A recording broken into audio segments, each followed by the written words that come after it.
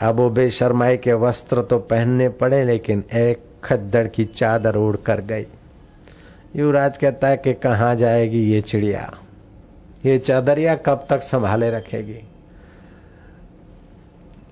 होली का उत्सव ऋषियों की बहुत ऊंची खोज है। वसंत उत्सव, वसंत के मौसम के बाद सूर्य के सीधे किरण धरती पे पड़ते, धरती पे गर्मी ज्यादा होती, हमारी त्वचा पर उसकी कहीं बुरी असर की झपेट न लग जाए, इसलिए हमारे शरीर में जो सप्त धातु हैं उनके भी अपने रंग हैं।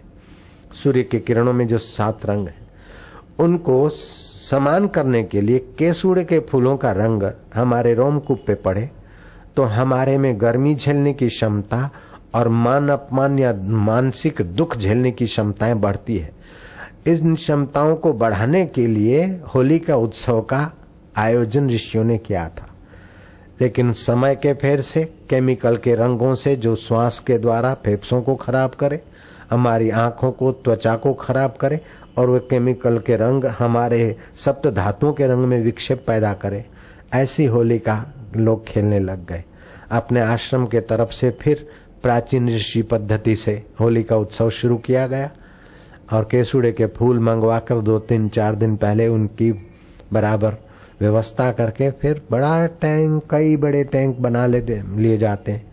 उसमें थोड़ी बर्फ भी डाल दी जाती है और मोटर पंप का उपयोग करके केसुड़े के फूलों के रंग से होली खेली जाती है। हजारों, कई हजार लोग होते हैं, 60,000 के, 80,000 के, लाख कितने होते, 1.5 लाख। और वे लोग साधारण व्यक्ति की अपेक्षा उन लोगों के जीवन में गर्मी झेलने की क्षमता और मन के धक्के झेलने की क्षमता ज्यादा पाई गई। मैं इसलिए बोल रहा हूं कि आप भी आने वाली होली अथवा अभी मौका मिल जाए, अभी वसंत ऋतु चल रही है, तो थोड़ा सा केसुड़े के पुष्प मंगा लेना सूखे, उसका रंग लेके जरा हाथ पैरों को थोड़ा घुमा देना, जिससे भी फायदा हो सकता है। खैर, होली का उत्सव राज ठाट से खेला जाएगा। सोने की पिचकारी होगी, अत्र होगा, अबील गुलाल तो होगा मुंह पर मलने के लिए, लेकिन साथ साथ में पेग भी पिए जाएंगे। अब राजवी महल में होली का उत्सव, अपनी चमचियों के बीच युवराज खेलेंगे सुयशा को। आज अपनी भोग्या बनाने के सपने देखने वाला सुयशा को देखा कि कपड़े तो मेरे दिए पहन के आई, लेकिन चदरिया ओढ़कर आई है। परी, तेरी चदरिया कब तक रहेगी।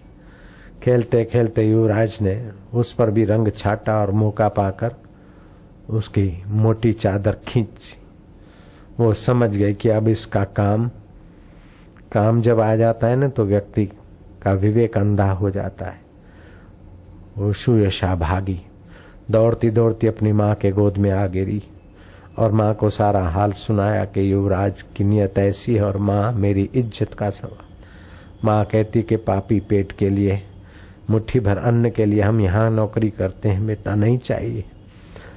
घबराई हुई अब सुयशा और माँ तो ईश्वर को प्रार्थना करती और वो युवराज देखता कि मेरे यहाँ रहने वाली और मैं इस नगर का बादशाह अहमदाबाद का और मेरे नगर में रहने वाली एक अनाथ लड़की और मेरे को इस प्रकार धक्का दे के भाग जाए, ये धरती पे रहने के लायक नहीं है।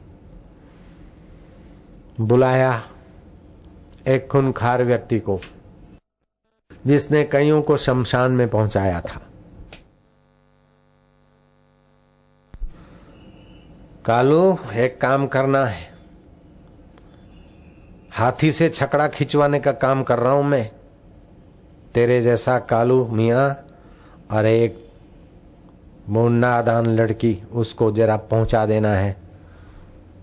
बोले, अब युवराज आपका ही दिया हुआ काम, छोटा काम तो है, ये तो मेरे रखे हुए आदमी कर सकते हैं, लेकिन आप मुझे सौंप रहे हैं तो मैं खुशनसीब हूं, ये काम कर लूंगा। रोज जाती है नदी पे नहाने को, साबरमती में गोता मारने को जाती है, बस वहीं 2 छुरे भोंक कर गला दबोच कर रवाना कर देना है। बोले, आप छुट्टे हैं, मेरे दाएं हाथ का खेल है ये चिड़िया की गर्दन मरोटना, गले में छुरा भोंक देना, और कोई काम बताइए। बोले ये काम करके आओ, अशरफियों के ढेर तुम्हारा इंतजार कर रहे हैं। कालू मियां कहता है खुदा हाफिज। सुभान अल्लाह सुभान अल्लाह। महाराज कालू मियां ने सारी व्यवस्था कर दी कि रोज सुबह कितने बजे जाती है। वो एक सुबह को कालू मियां वो अंधेरे में नहाने को जाती, साबरमती में गोता मारती। कालू मियां अंधेरे अंधेरे में पेड़ के पीछे छुप कर इंतजार कर रहा है। सुयशा को देखा और कालू मियां सावधान हो गया अपना छुरा संभाल कर।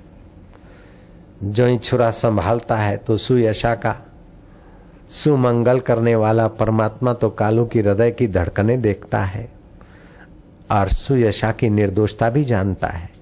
वो ज्ञान स्वरूप में प्राणी मात्र के अंतःकरण में बैठा है। कैसे बैठा है, एक नन्ही कथा और जोड़ देता हूं। बुढ़िया सामान लेकर जा रही थी अपने मत्थे पर। घोड़े सवार दबड़ाक तबड़ाक आ रहा था। दोपहर का समय था। बुढ़िया खड़ी रही, बोले युवान बेटा जरा रुक जा, मेरी ये गठरी ले चल गांव में, मैं अभी आती हूं। युवक ने कहा कब तक तेरा इंतजार करूंगा। युवक ने अपना घोड़ा भगाया। फिर युवक की बुद्धि में आया कि वो गठरी में चमचम चमक रही थी चांदी की थाली। हो सकता है कि ठाकुर जी सोने के हो सकता है कि और भी कुछ जवेरात हो, नहीं तो सोने चांदी की थाली तो थी। सोने के ठाकुर जी हो ना हो, चांदी के तो होंगे ही। थाली चांदी की थी। मैंने मौका गंवाया। युवक लौट के आया, बुढ़िया को बोलता, बुढ़िया लाओ तुम्हारा ये गठरी। बुढ़िया बोलती अब नहीं दूंगी, अब नहीं दूंगी। जो तेरे दिल की बेईमानी जानता है वो मेरे दिल को कहता है कि लेके भाग जाएगा, अब मैं नहीं देती। कैसा है वो ज्ञान स्वरूप प्रकाशक परमेश्वर।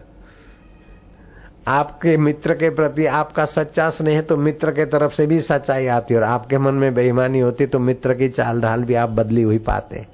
जयराम जी बोलना पड़ेगा। अगर मैं आपको सत्संग के बहाने कुछ पटाने की बातें कहूं न तो आपका अंतरात्मा आपको अलर्ट कर लेगा, और मैं आपकी भलाई के लिए कहता हूं तो आपका अंतरात्मा आपको मेरे प्रति भाव और श्रद्धा भर देगा। बिल्कुल पक्की बात है।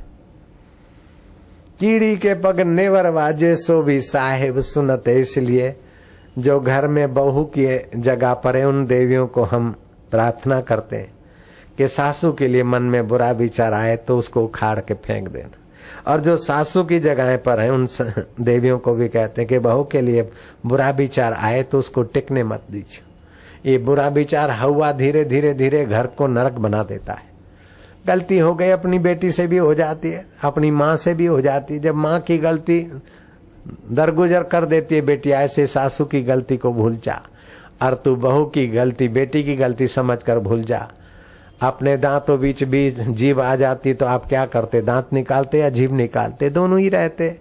ऐसे जरा दिल बड़ा करके रहो। बाकी तो भाई गड़बड़ तो शिव जी के घर में भी होती है, राम जी के घर में भी होती है, कृष्ण के घर में भी होती है। तो तुम्हारे घर में थोड़ी गड़बड़ हो गई तो डाइवर्स देने का क्या सोचोगे? सासू मर जाए ऐसी प्रार्थना क्यों करोगे, और बहू को अलग कर दूं ऐसे झंझट क्यों करोगे? ये तो संसार है, खून पसीना बहाता जा, तान के चादर सोता जा। ये नाव तो हिलती जाएगी, तू हंसता जा या रोता जा। ये कभी न कभी खटपट इसीलिए आती है कि तुम आसक्त न हो, संसार में फंस न जाओ। इसलिए कभी सासू के द्वारा तो कभी बहू के द्वारा, कभी देरानी के द्वारा तो कभी जेठानी के द्वारा तो कभी पड़ोसी के द्वारा तो कभी अपने शरीर के द्वारा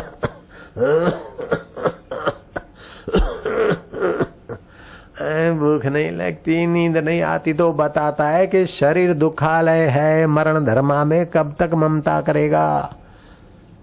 वो उसकी कृपा को याद करके उसकी कृपा का तू प्रतीक्षा मत कर, समीक्षा कर कि वो कैसे कैसे कृपा बरसा रहा है।